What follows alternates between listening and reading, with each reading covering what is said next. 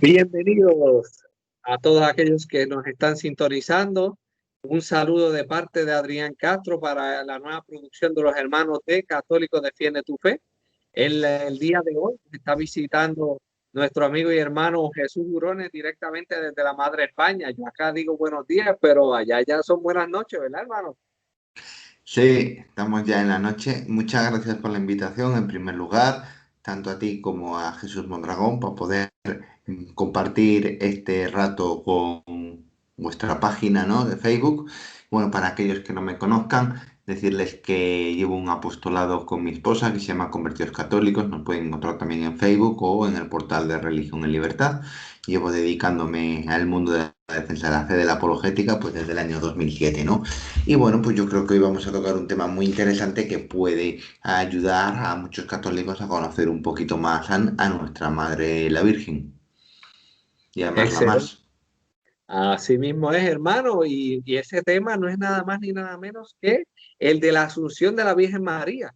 Sabemos que este tema de la Asunción de la Virgen María, en cierto aspecto, tiene mucho de qué hablar. Hay personas que siempre van a estar en contra, y es por eso que nosotros, el propósito de esta transmisión no es de imponer, sino de proponer. Vamos a estar compartiendo una información la cual les va a ayudar a que puedan hacer sus propios estudios y llegar a sus propias conclusiones. Es por eso que hemos buscado al hermano Jesús Burones, que es una persona muy conocedora para la gloria de Dios, el cual sabemos que nos va a ayudar a poder arrojar luz sobre este tema que sabemos que va a ser de gran bendición. ¿Qué le parece, hermano, si arrancamos con las preguntas o si desea tocar algo a modo introductorio antes de entrar de lleno?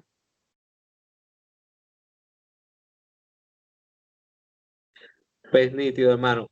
Pues lo primero, ¿verdad? Que me gustaría, para que contestara a aquellos que nos están sintonizando, es qué dice el magisterio de la Iglesia sobre la Asunción de la Virgen María. Bueno, pues a ver, es una pregunta interesante. Hay que recordar que existen cuatro dogmas marianos, la Iglesia ha declarado cuatro dogmas marianos, ¿no? La maternidad divina en el Concilio de Éfeso en el año 430, la virginidad de María 2 siglos después, y luego la Inmaculada Concepción en 1850 y posteriormente el último, ya en 1950, el Papa Pío XII declara el dogma de la Asunción de María. El dogma de la Asunción de María fue declarada en la encíclica Munificentissimus Deus, ¿no? Y dice así el texto: la Virgen es presentada por los santos padres como nueva Eva, estrechamente unida al nuevo Adán, si bien subordinada a él en aquella lucha contra el enemigo infernal, que, como fue preanunciado en el protoevangelio, Génesis 3:15, habría terminado con la plenísima victoria sobre el pecado y sobre la muerte, siempre unidos en los escritos del apóstol de las gentes. Por lo cual, como la gloriosa resurrección de Cristo fue parte esencial y signo final de esta victoria, así también para María, la común lucha debía concluir con la glorificación de su cuerpo virginal, porque, como dice el mismo apóstol, cuando este cuerpo mortal sea revestido de inmortalidad, entonces sucederá lo que está escrito: la muerte fue absorbida en la victoria. Bien, pues en este texto básicamente está declarándonos que María, cuando terminó su transcurso o su curso de vida aquí en la tierra, fue asunta al cielo. Asunción quiere decir que fue llevada al cielo por su Hijo Jesucristo. Evidentemente no es lo mismo la ascensión del Señor, que Él sube por su propio poder, que la asunción, ¿no?, que es llevada al cielo, y fue en cuerpo y alma al cielo, ¿vale?, con un cuerpo glorioso, pues habla de glorificación de su cuerpo. También podemos citar lo que dice el catecismo, ¿vale? El catecismo de la Iglesia Católica es una referencia muy importante también para los católicos, conocen muy bien el catecismo, numeral 966, que dice: finalmente, la Virgen Inmaculada, preservada inmune de toda mancha de pecado original, terminó el curso de su vida en la tierra. Fue asunta en cuerpo y alma a la gloria del cielo y enaltecida por Dios como reina del universo para ser conforme más plenamente a su Hijo, Señor de los señores y vencedor del pecado de la muerte. Aquí está citando a la misma encíclica, como he dicho antes, del Papa Pío XII. La Asunción de la Santísima Virgen constituye una participación singular en la resurrección de su Hijo y una anticipación de la resurrección de los demás cristianos. Vale, es muy importante aquí tener en cuenta una cosa, y es que todos los dogmas marianos responden a una cualidad o una doctrina o una parte de la cristología, ¿no? A algo relativo con Cristo, ¿no? Por ejemplo, la maternidad divina responde al tema de la naturaleza de Cristo, ¿no? Jesús hizo hombre sin dejar de ser Dios, con lo cual María tiene que ser madre de esa persona, de la persona divina, ¿no? La virginidad, pues evidentemente la consagración a Dios, ¿no? La inmaculada concepción, la santidad absoluta de Dios, ¿no? Dios no puede entrar en nada manchado. Bueno, pues aquí, evidentemente, en el caso de la Asunción, pues podría responder al amor de un hijo por su madre y también a lo que viene aquí diciendo, participación en la resurrección de su hijo, como un anticipo de la resurrección de los demás, por así decirlo, María, Madre de Dios, fue la primera en experimentar lo que vamos a experimentar nosotros en la resurrección, ¿vale? Y después de Jesucristo fue la primera en experimentarlo, ¿no? Entonces, ese es el sentido cristológico, por así decirlo, de este dogma, ¿vale? Entonces, eso es un poco lo que nos viene a enseñar la Iglesia con respecto a la asunción de María como doctrina. Hay que decir que, evidentemente, cuando María llega al cielo, luego ya tendríamos que pasar al tema de que ella es coronada como reina, ¿no? Que eso ya vendría a ser una nueva doctrina mariana que sería María, reina de todo lo creado, María, reina del cielo, porque es la madre del rey, ¿no? Evidentemente, cuando rezamos, por ejemplo, el rosario, en las letanías, decimos reina de los apóstoles, reina de la paz, pues evidentemente esos títulos es porque ella es reina y ha sido coronada una vez que ha sido asunta al cielo, ¿vale? Entonces sería otra doctrina, pero que también está relacionada. Todas las doctrinas marianas, por así decirlo, están relacionadas, ¿no? De hecho, este cuarto dogma es la conclusión lógica de los otros tres, porque si entendemos que María es una figura privilegiada, especial, porque es la madre de Dios. En segundo lugar, entendemos que Dios quiso que su madre fuera exclusivamente para él, de tal forma que nadie más entrara en ese seno virginal, de tal forma que María fue apartada, consagrada exclusivamente para Dios. Y por otro lado, María fue totalmente inmune de todo pecado, porque ella fue el templo o el sagrario del Dios viviente en el Nuevo Testamento, pues todas esas condiciones,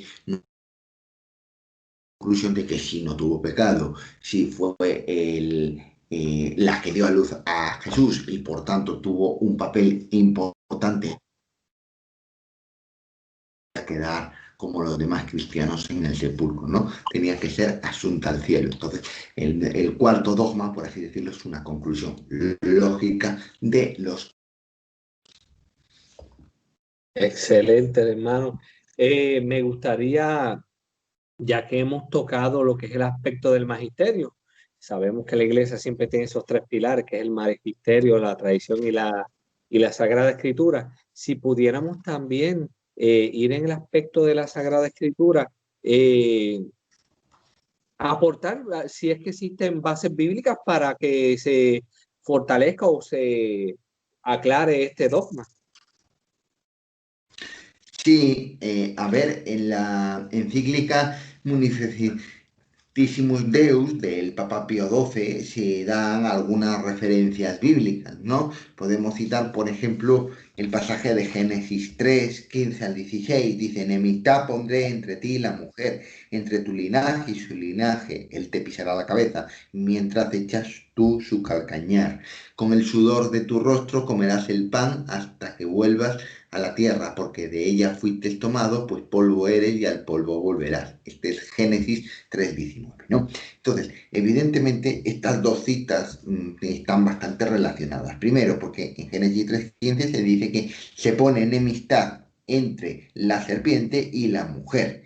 Bien, pero también se pone enemistad entre el linaje de la serpiente y el linaje de la mujer, y entre el linaje y la mujer. Evidentemente, el linaje de la serpiente es el pecado, ¿no? El pecado que lleva a todos los hombres, porque esa serpiente de la que se nos está hablando en el Génesis es Satanás. Entonces, si María es enemiga de Satanás y es enemiga del linaje, quiere decir es enemiga del pecado. no tiene pecado.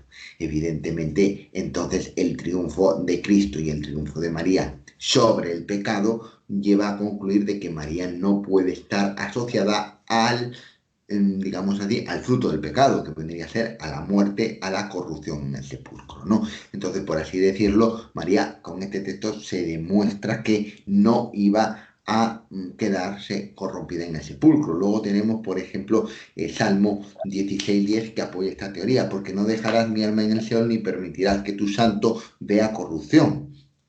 No, pues evidentemente eso está hablando de Jesucristo, pero hay que recordar que a Jesucristo el cuerpo se lo dio su Santísima Madre, con lo cual se podría también aplicar perfectamente a su Madre María, ¿no? Salmo 131:8, levántate Señor, a tu reposo tú y el arca de tu santificación. ¿Cuál es el arca en el Nuevo Testamento? ¿Quién llevó el maná, el nuevo maná del Nuevo Testamento? ¿Quién llevó la ley del Nuevo Testamento? ¿Quién llevó al sumo sacerdote del Nuevo Testamento? ¿Quién llevó la palabra, no? Pues María llevó todo eso. Entonces esa es el arca del Nuevo Testamento. Entonces, evidentemente estos salmos están hablando de que ni se va a haber corrupción, ni el arca se va a levantar. Pero además de estos textos que tenemos aquí, podemos encontrarnos algún otro caso de personas que la Escritura dice que fueron asuntas al cielo, ¿no? Tenemos, por ejemplo, el pasaje de 2 Reyes 2, del 9 al 11, dice, cuando había pasado Elías, dijo a Eliseo, pide lo que quieras que haga por ti, antes que yo sea quitado de ti. Y dijo Eliseo, te ruego que una doble porción de tu espíritu sea sobre mí. Él le dijo, cosa difícil has pedido, si me vieras cuando fuera quitado de ti, te será hecho así, mas si no, no. Y aconteció que yendo ellos y hablando, he aquí un carro de fuego con caballos de fuego apartó a los dos, y Elías subió al cielo en un torbellino. Bueno, pues aquí tenemos un caso claro de cómo el profeta Elías es llevado al cielo, ¿no? Un caso de una asunción en las escrituras.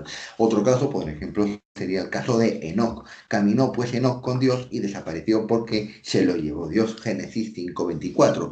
Otro ejemplo de asunción. Incluso en el Nuevo Testamento tenemos casos donde se nos narra que va a haber personas que también van a ser llevadas al cielo, ¿no? 1 Tesalonicenses 4:17. Después nosotros, los que vivamos, los que quedemos, seremos arrebatados en nubes junto a ellos al encuentro del Señor en los aires, y así estaremos siempre con Él. Esto está hablando claramente del momento en el que Jesús va a venir en la segunda venida, pues aquellos que queden van a ser asuntos al cielo y ya estarán con cuerpo glorificado. Entonces, si ha habido estos casos en las escrituras de personas que han subido al cielo, evidentemente Enoch, evidentemente Elías, ¿por qué no podemos creer que María también ha podido ser asunta al cielo cuando ella era mucho más santa que Elías, mucho más santa que Enoch, ¿no? Entonces, no habría ningún problema por entender que evidentemente María pudo ser asunta al cielo sin ningún problema, ¿vale? En base a estas referencias. Podemos hablar también de otro texto, ¿vale? Otro texto que creo que también es muy, muy interesante, y es el texto del libro del Apocalipsis, ¿no? El libro del Apocalipsis nos habla de una mujer, Apocalipsis 12, ¿vale? Dice, apareció en el cielo una gran señal, una mujer vestida de sol, con la luna debajo de sus pies y sobre su cabeza una corona de 12 estrellas. Bien, pues evidentemente esta mujer de la que nos está hablando el Apocalipsis, que vio el apóstol Juan en una visión, se refiere claramente a la Virgen María, ¿no? Entonces está hablando de María en el cielo, ¿no? Que está en el cielo, ¿vale? Con una corona de 12 estrellas sobre la cabeza. Bueno, pues estos podrían ser los principales textos bíblicos, podríamos dar más, los principales textos bíblicos que apoyan la doctrina de la Asunción de la Virgen. Hay que decir que no es una doctrina que esté implícitamente establecida en las Escrituras, pero sí hay textos explícitos que se pueden aplicar para defender esta doctrina y enseñar que, bueno, pues que la Biblia no se opone a esta doctrina, no hay ningún texto.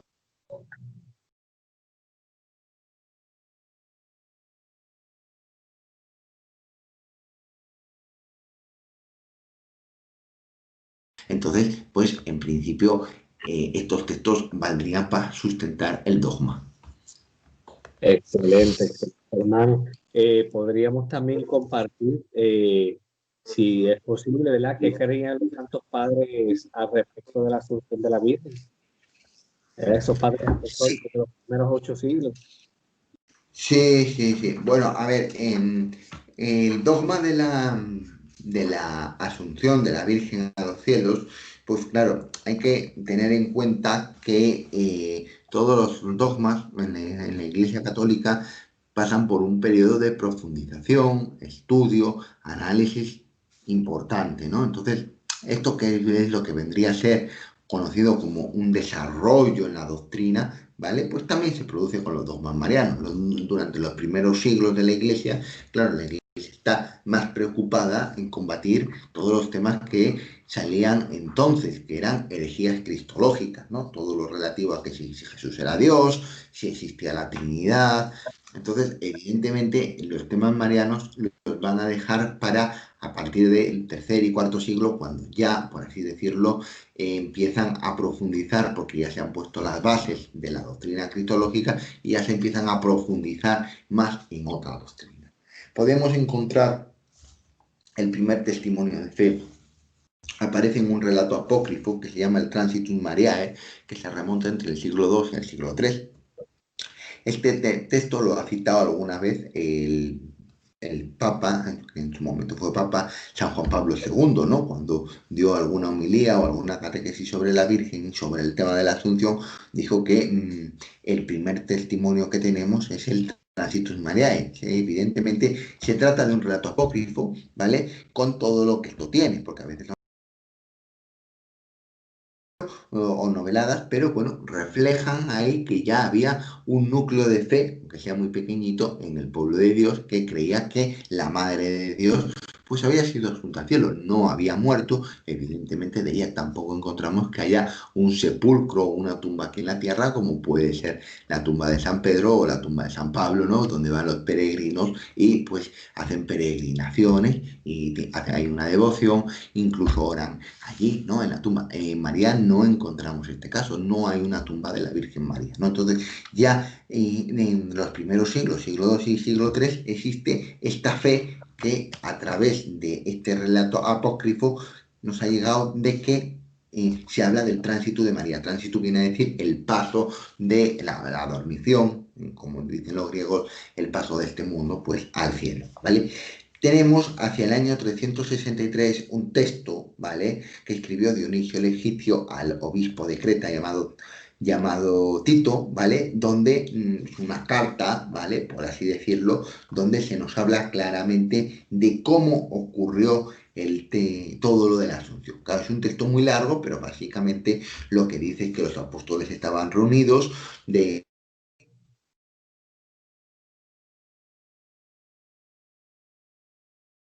aquel lugar, aires armoniosos de salmodia, ejecutado por voces angélicas, etcétera, y confirmaron que luego lo que había ocurrido es que el cuerpo ya no estaba ahí en el sepulcro porque había sido subido por los ángeles al cielo. Pues este sería otro testimonio antiguo. Si queremos irnos un poquito ya más adelante, que tengamos algún texto, por así decirlo, más explícito, podemos citar, por ejemplo, el de Timoteo de Jerusalén, ¿vale? Dice, y tú misma, alma traspasada con una espada, de aquí algunos opinaron que la madre del Señor moriría a espada, o sea, acabaría con fin martirial, como lo que dijo Simeón. Tu misma alma será traspasada por una espada. Pero no es así, porque la espada de bronce traspasó el cuerpo, no el alma. Por donde también la Virgen es hasta el presente inmortal, habiéndola el Señor que moró en ella trasladado a los parajes celestiales. Bueno, pues aquí ya Timoteo está intuyendo la doctrina de la Asunción, ¿no? El Señor la traslada a los parajes, es decir, al cielo, la traslada al cielo.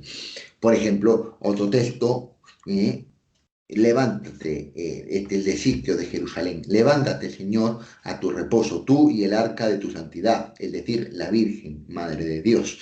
Pues si tú eres perla, lógicamente ella es el arca. Si tú eres sol, cielo necesariamente será llamada la Virgen, pues si tú eres flor inmarchitable, luego la Virgen será el árbol de la incorrupción, huerto de inmortalidad. Pues si evidentemente está llamando a la Virgen árbol de incorrupción y huerto de inmortalidad, es porque ya está creyendo que María es, por así decirlo, asunta al cielo, no se corrompió en el sepulcro, ¿vale? Otro texto, por así ya un poquito más alejado, en el año 650, otro padre de la iglesia, como vendría a ser Teocteno de Lidias, dice: era conveniente que su cuerpo santísimo, que había llevado y contenido dentro de sí a Dios, cuerpo divinizado, incorruptible, iluminado por la luz divina y lleno de la gloria, fuese transportado por los apóstoles en compañía de los ángeles y puesto por poco tiempo en la tierra, fuese alzado gloriosamente al cielo junto con su alma agradable a Dios. Bueno, pues aquí claramente es una homilía que este obispo está dando sobre la Asunción. Ya en ese tiempo se celebraba la fiesta de la Asunción. San Andrés de Creta, un siglo más tarde, en el año 750, 740, dice: en cuanto a mi tránsito, tendréis un conocimiento más exacto si observáis que mi cuerpo, objeto de ese traslado y emigración, es el tabernáculo terreno y virginal dentro del cual Jesús, siendo Dios, asumió un cuerpo y siendo simplísimo tuvo dos naturalezas. Quien lo desee puede comprobar todo esto con sus propios ojos, pues para quienes se apoyan en la fe, están a la vista algunos claros y elocuentes signos de mi tránsito, como es este mismo sepulcro excavado en la roca, que hasta el presente permanece intacto y es una perenne y manifiesta señal de mi enterramiento. Ella, siendo virgen con el milagro de su divina maternidad, había superado la naturaleza de los serafines y había entrado en la intimidad de Dios, creador de todas las cosas, y siendo madre del que es la vida, le correspondió un tránsito en consonancia con dicha maternidad, y que es una maravilla de fe digna de la divina majestad. Así como al dar a luz su seno no perdió la integridad, así también al morir no pereció su carne. ¡Oh, qué maravilla! No aparece corrupción en parto ni tampoco en sepultura. ¿Queréis que os lo demuestre? Yo, de parte mía, os pido que ninguno de los presentes deje de tomar en consideración el sepulcro vacío.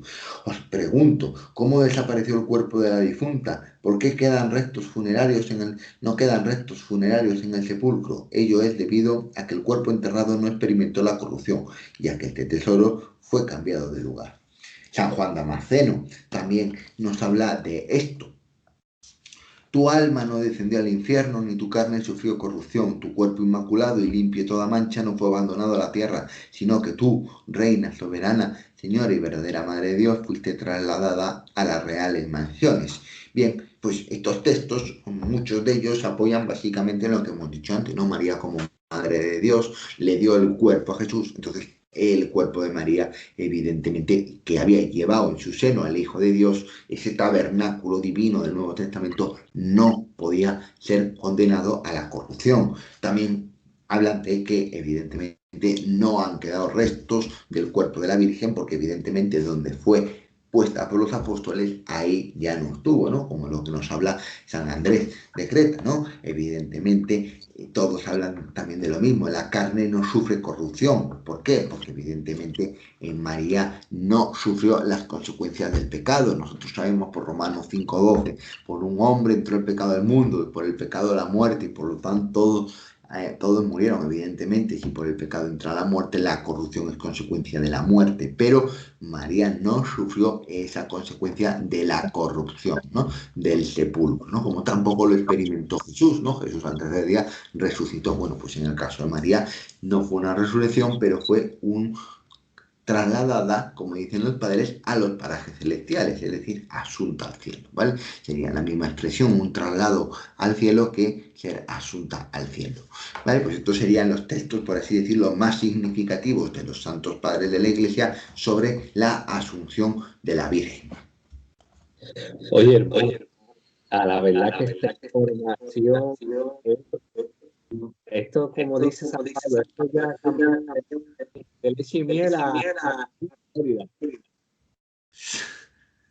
Sí, Quería comentar cuando habías dicho de lo del aspecto del sepulcro, y aunque hubiera un sepulcro de María ahí para ir de peregrinación, como está la tumba de nuestro Señor en ciertos lugares, estaría vacía tal cual. y de hecho es lo que está diciendo el texto que leí antes de San Andrés de Creta, ¿no? Que dice que sí, que un argumento válido para creer que María fue asunta al cielo es que no hay un cuerpo allí enterrado, no hay restos, ¿vale? Entonces, como no hay restos, pues quiere decir que el cuerpo no quedó en ese lugar.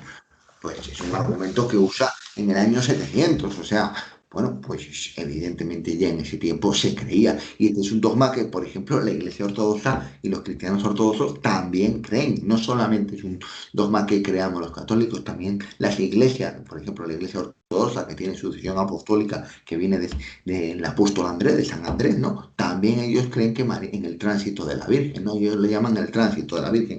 Por eso algunos padres hablan del tránsito, pero que vendría a ser lo mismo, el tránsito o la asunción de la Virgen.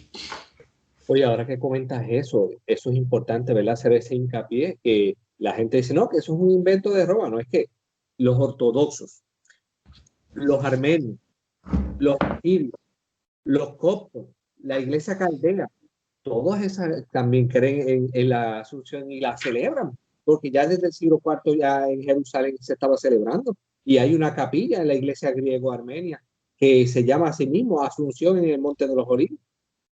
Que Sí, mira, para reforzar un poco el argumento patrístico, quiero también dar pues un argumento litúrgico, ¿vale? Que yo creo que puede ser muy interesante.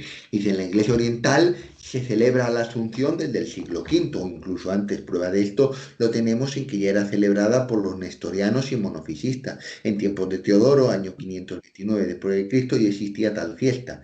Y este patriarca dio una homilía sobre ella. En el occidente tenemos noticias de que ya se celebraba en la Galia en el siglo IV. Al parecer era la misma fiesta que desde el siglo IV se celebraba en Antioquía, memoria de la Santísima Madre de Dios y siempre Virgen. En Roma, bajo el emperador Teodoro 650, ya se celebraba dicha festividad. La Asunción en la liturgia bizantina se celebra el 15 de agosto. La Asunción en la liturgia de Alejandría el 22 de agosto. La Asunción en la liturgia etíope celebra la muerte de María el 16 de enero y la Asunción el 22 de agosto, siendo esta la mayor de las fiestas marianas para los etíopes. La Asunción en la liturgia de Antioquía dicen, han tenido siempre muy claro la festividad de la muerte y la asunción de María en cuerpo y alma a los cielos. Tenemos homilías de Santiago de Jarob en el año 450 sobre esta festividad, 450-520. Comparan en el oficio el cuerpo de María con la zarza ardiendo y la celebran el 15 de agosto. La Asunción en la liturgia armena es la mayor fiesta de los armenios y va precedida con una semana de abstinencia. La Asunción en la liturgia caldea la celebran el 15 de agosto. Es decir, que como vemos, las principales iglesias históricas, todas ellas celebran, tienen una fiesta de la Asunción de María, para que se vea la importancia litúrgica que tiene este dogma, ¿no? Para las principales iglesias que tienen, bueno, vienen de los apóstoles, que tienen sucesión apostólica, ¿no? incluso podríamos, por decir así, para resumir todo lo que hemos dicho, aclarar que cuando la iglesia declara un dogma, no quiere decir que es que a partir de ahí es que eso es un invento, es que a partir de ahí se cree, sino que lo que siempre se ha creído, como estamos viendo a través de todos estos documentos, a partir del momento en que se declara dogma, pues se cree con mayor fervor. Y ya a partir de ahí, pues es una cuestión de fe irrefutable y que no se pone en tela de juicio, que entiendo que así es como debería tener eso la gente claro, que esto no es algo de que me desperté con ganas de declarar un dogma y ahí me lo inventé. No, no, lleva, como ya le he dicho, lleva un estudio muy profundo, muy serio. Evidentemente, algún hermano separado podría argumentar, bueno, pero es que en los primeros siglos no se habla de la Asunción de la Virgen.